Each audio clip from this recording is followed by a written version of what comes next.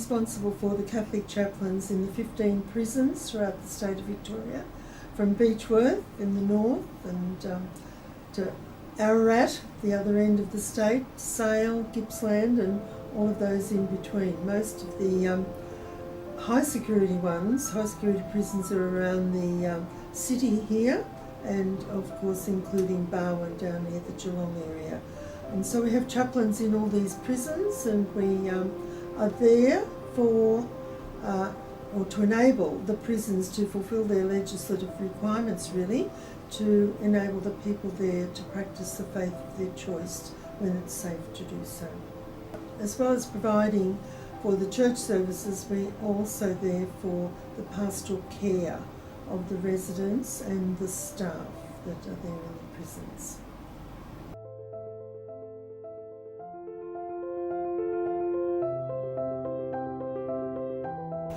Pastoral, it's a very all-embracing word.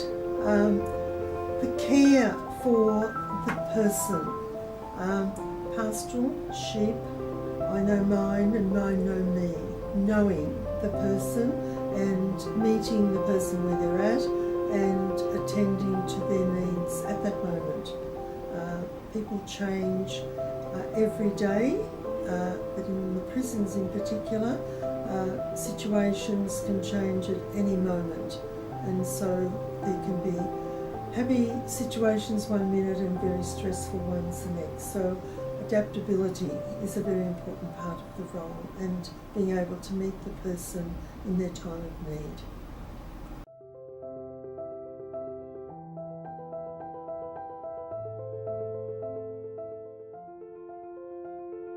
Jesus is my constant companion. I couldn't do this work alone. It's a partnership. And I'm very, very conscious of this, and I rely on the presence of God with me day in and day out. And that scripture quote comes to mind: I can do all things in God who strengthens me. And there are times when I've said to God, look, there's no human answer to this, fix it. And somehow it works out.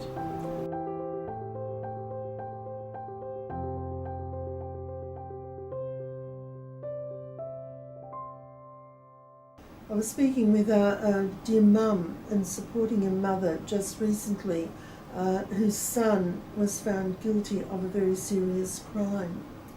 And I experienced Jesus as prisoner and Mary, his mother, being there. And I was there trying to support and comfort this mum as she shares the pain with her mentally ill son. She was sharing her own pain, but I could also experience that she was in pain for her son as well as a mother.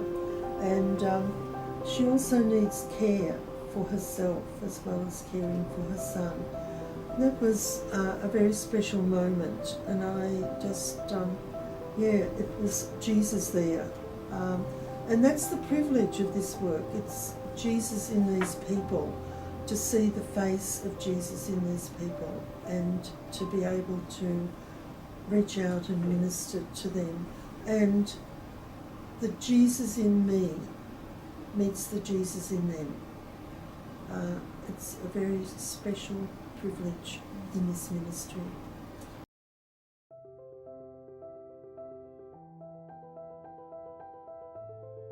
I often think of Mary, and I pray for her, for mothers and parents who've lost their son or daughter to drugs, and they're always their child, no matter how old they are. And I think of Mary with Jesus when she lost Jesus in the temple and she went looking for him. And these men and women on drugs, they need so much help. They are not themselves. The drugs have turned them into something that's other than themselves. And so they need to come home to themselves as the people that they are, and to discover the goodness that's there within them. And so many find it hard to find anything good about themselves. So enabling them to come home to themselves and the goodness within them. And yeah, I identify with Mary a lot with that. Yeah.